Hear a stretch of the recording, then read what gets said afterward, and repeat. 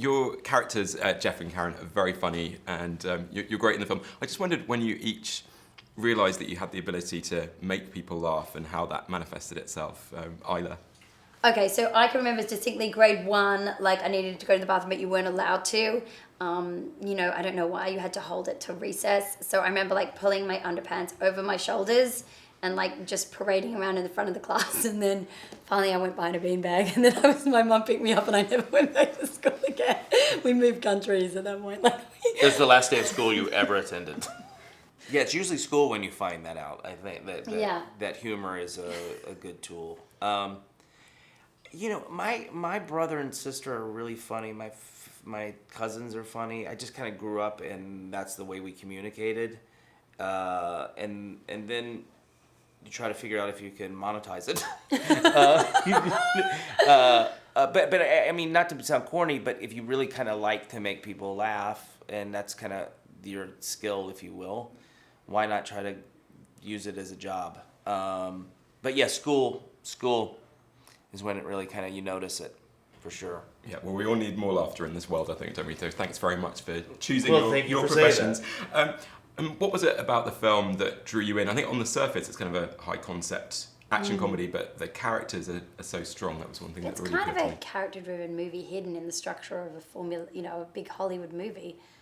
Greg Mottola was attached. I'm a huge fan of Superbad, and I feel like he's the Blake Edwards of our generation, and I've been tracking him for ages. He'd offered me a movie called, I can't remember the name, Paul, and I didn't do it. Kristen Wiig did it, and I always regretted not doing it because I really wanted to work with him. And then, Zach was on board, who I thought was so funny, and it just seemed like really a great, fun cast.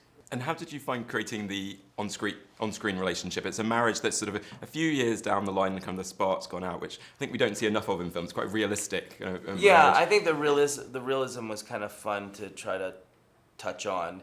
Well, Isla's married, I'm married, the director's married. I think if you're married, you kind of want to play it.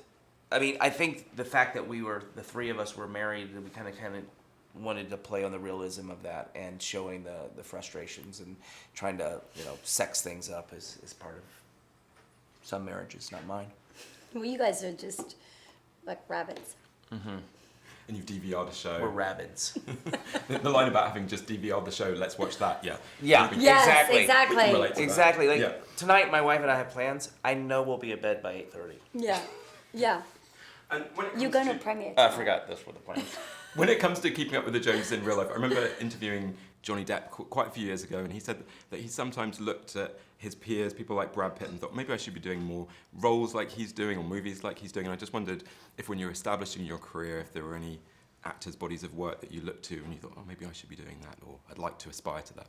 Well, for me, it was always the character actors. I always like Pete Postlethwaite, the British actor. Great. I always kind of tended to go, well, I know I'm never going to be leading man, so you know what I mean? Character actors to me they're the heavy lifters of scenes, and often, frankly, leading people are watered down. The lead person is usually watered down, so I don't think I never sit around and, I'm just happy that I'm working, but I think when you're starting to be an actor, you just really want a job. Yeah. I mean, if you're that cocky that you're like, oh, I want to be like Johnny. I want to be Whoopi Goldberg. I never thought in those terms. I just wanted to get a job.